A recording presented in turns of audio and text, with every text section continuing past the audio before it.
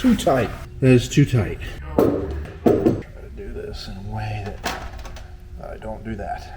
Thanks for clicking on today's video. This is the Fletcher Wolf Racing Shop. I am Fletcher. Today we've got more work going on our Lazer Dirt late model. This is our winter rebuild for the car that we ran in super late model last year. Today we got some rivets to drill and we got a rear end to pull. So we'll be pulling the rear end, taking off the back section of the deck, and talking a little bit more about what the rear end we run in our dirt late model is and what our plans are in that area going forward. So if your tip is get a hot pressure washer, we know. You may have seen our cool racing stuff videos. Today we're doing a spring test.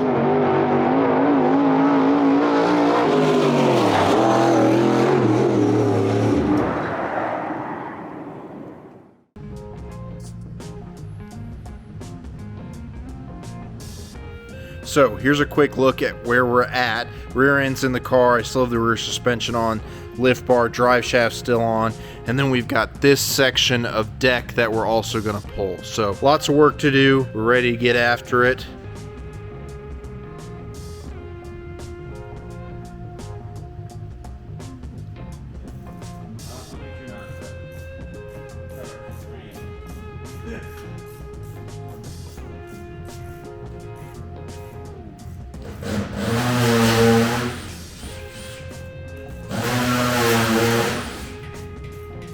So I'm pulling this panel off right here. Here is the master switch, which is riveted into the panel. So if we look underneath here, I'll have to undo the cables to that, and then I'll just pull the switch off with the panel, and then we'll remove the switch from the panel after the fact. The next panel has this helmet blower on it, so I'm going to pull it off as well before we pull this panel off. That'll just make it so it's a little bit easier to manipulate and get it off, and then I won't have cords and stuff or wiring and stuff as I pull the panel off. So we've got some zip ties to cut for the helmet blower hose here, so I'll start with that and then get the wiring disconnected and then pull the fan itself off, and then we can pull this panel after that. First up is going to be the master switch, and then pulling the helmet blower, and then we'll pull these two panels. Well, Basil's pulling the wiring off the master switch over there, so we can pull that piece of deck panel off. I'm going to go underneath the car and pull the drive shaft. Use this. Oh, here we go. I got a big one. That's what I use. All right, drive shaft's out of the race car. Here it is on the bench. This is a carbon fiber drive shaft, so the rules recommend a carbon fiber drive shaft. Really, they're about the same cost as an aluminum one. Some places allow a steel one, while not everywhere, so that's why we went with carbon fiber. Pretty much the standard for a dirt late model. This is a PEM drive shaft, and the hardware is just these U-bolts. Every time it comes out, I do new U-bolts. You have to paint it white in case you blow it up. They can find the pieces on the racetrack. Ready to keep pulling parts.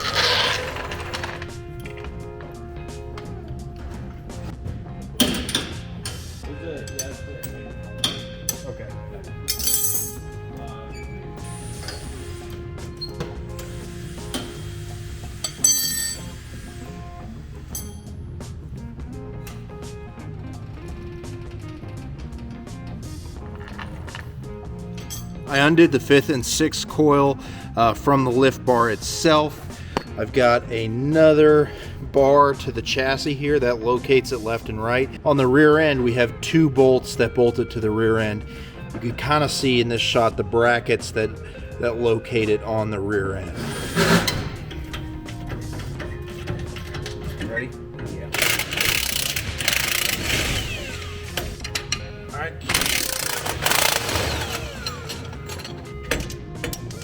Spacers.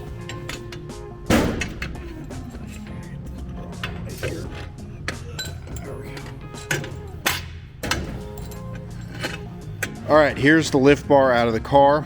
So these 2 rod ends is where it mounts to the rear end. Right here, this mount right here is the locating bar from the chassis to the lift bar. The 6 coil mounts right in the front there, and then we've got different locations for our 5th coil so we can move it forward and backward. And then there's the 2 giant bolts that slide through the bracket on the rear end that hold it to the rear end.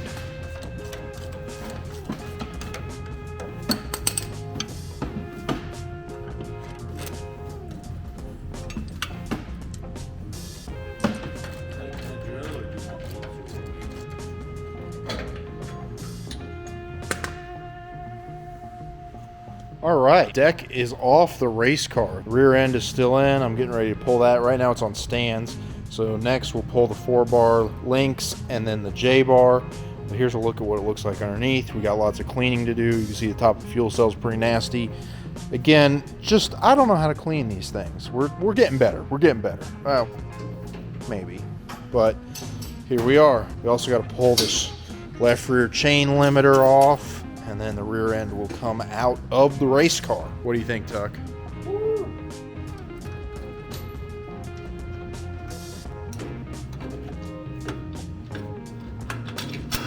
So if you want to see Tucker screw up and drop a $1,000 shock absorber, sign up to the Patreon. I am going to pull the J-bar off. So it mounts there to the chassis and then down there on the other side of the drive shaft to the rear end. Got my 1 1/8 inch wrench. I'm going to pull that off.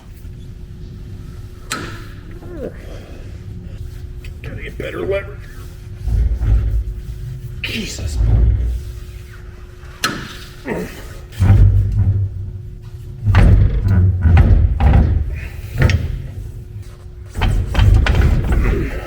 Well, that is too tight.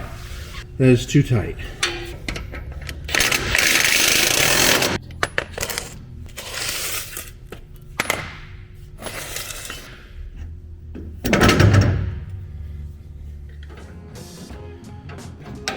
All right, so here's the J-bar. Here's that little walk-up mechanism. See the teeth there? So those are going to align with the teeth on the bracket. We could turn this and walk up the J-bar, either on the chassis side or the pinion side. All right, so I'm going to pull the 4-bar links off here. And then right now it's sitting on jack stand, so I'll have to pull the 2 links on the right side, the 2 links on the left side, and then the chain limiter on the left side as well.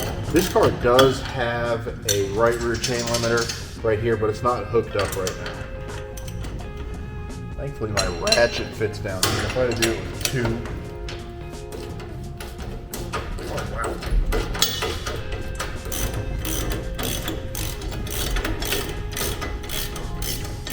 So here is the right rear bird cage. You'll notice the bird cage is on a bearing, and that is something that we need to look after, right? So if this is hanging up in any way, that can really hurt your handling. So this one feels pretty good. It may have a little crunch right there, just a little bit of sticky. Yeah, it's really small if it does. I put new bearings in this about 15 nights ago, so that's about where how old these bearings are. Here's where those links mount to the chassis. Here's the upper links and the lower links. Tucker's gonna pull this off now. Okay, now I'm on the left side of the car. Here's the 2 rods I gotta pull, and then I gotta take that chain limiter out. I have one underslung in, but the underslung is bolted in, so I can actually take this underslung out and we can just lower it down and pull it out the back, or I can lift the left side over the underslung, pull it out the right side of the car. That's probably what I'm gonna do so I can get to the table easy. It's a little hard to get it under the fuel cell without it kind of tipping and being weird, but you could do it that way.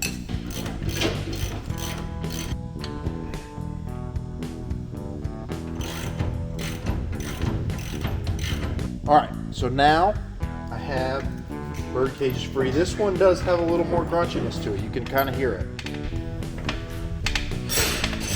Hear that clicking?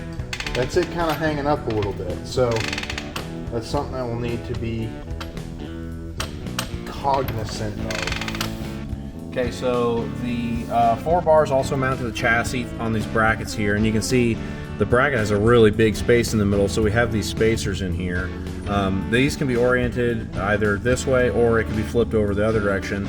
Ultimately, towards the end of the year, a friend of ours had pointed out we were running it the opposite direction, where the rod end was on this side. A friend of ours kind of pointed out that they might be running at a little bit of an angle, and so we decided to flip them over to get a little bit more consistency, straighten that angle out between where it mounts on the rear axle and where it mounts on the chassis.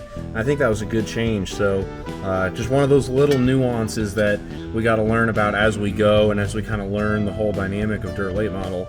That's one of those little details that can make a difference. Yeah, so like Tucker said, there's different orientations or even different size spacers. We were kind of running like what I thought was the recommended spacer setup, but our friend said that he ran his bars more parallel. And I do think I agree with Tucker, it was a good change. Dad would be mad about how much tape I just used.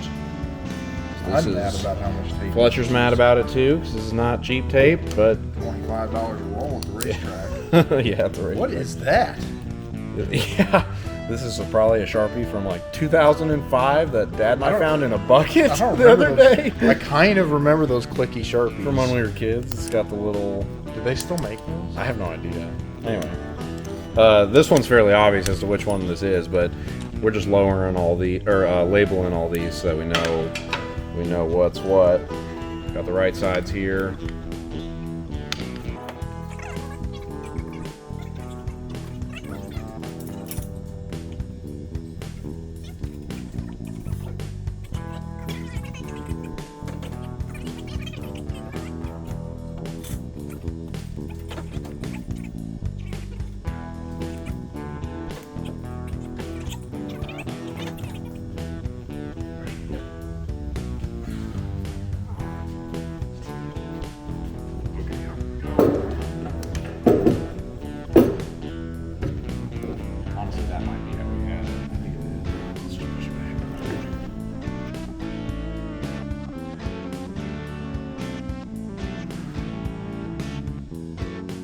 You can see that we're filling out the wall behind us. There will be a new banner up this week. I don't know what day we're going to put it up, but soon.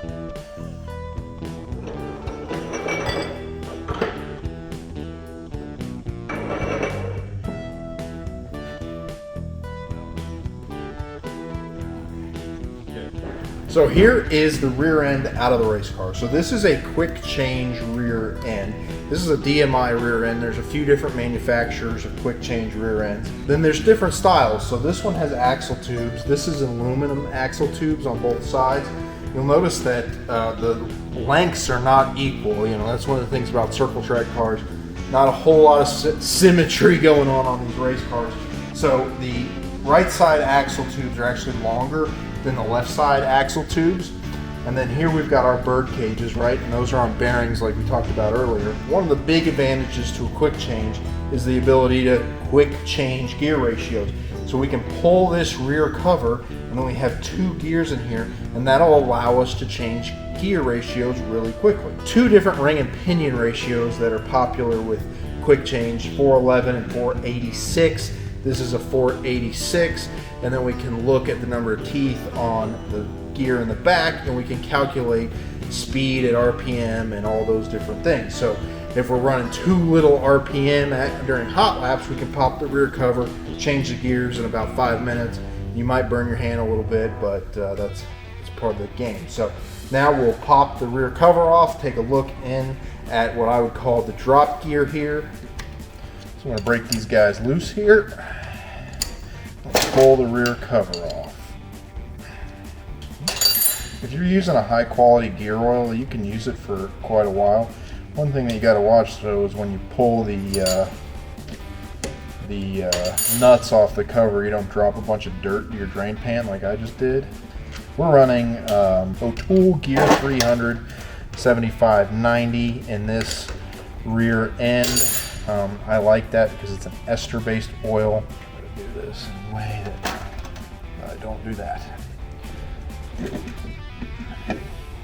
I just hang my cover here on the side bell like that and let that drain. So here is our gear. So this is our quick change gear. I can just slide these out like this. This is set 3, so they're numbered in sets. Set 3 is a 2531. So that's what I had in the car last time I ran it, was a 2531. Normally with your gear, your quick change gears, you go big gear on top. Lots of jokes on that. I'm sure you can find those in the comments. See how clean my oil is. That looks pretty good. So yeah, there's kind of the core of the quick change, right? Is this ability to change gears versus a Ford 9-inch, which is a little bit heavier gear ratios and that kind of stuff. So dirt late models generally run a quick change, as do a lot of road race cars, sprint cars, midgets. Sprint cars or midgets have a little bit of a different setup because they don't have axle tubes, so the axle's actually splined and exposed, and then you'll have a single rear brake, usually to the left of the center section of the rear end. And so that's how my midget was. We had a rear end, exposed axle. Again, same thing as this one. The left side was short. The left side was shorter than the right side, and then we had a brake on the back. And our next car will also have a quick change rear end in it. Because we are a super late model, I'm probably going to choose the 486. That gives you a little bit wider gear ratio choices on the super, where a 411 might work better on the crate stuff. It's kind of funny, this was a crate car, it still had the 486 in it. Thank you for watching today's video from the Fletcher Wolf Racing Shop. A little bit of winter rebuild, a little bit of quick change stuff. If you like our videos, make sure to like, subscribe, hit the bell for notifications. Thank you again for watching, and we'll see you on the next one.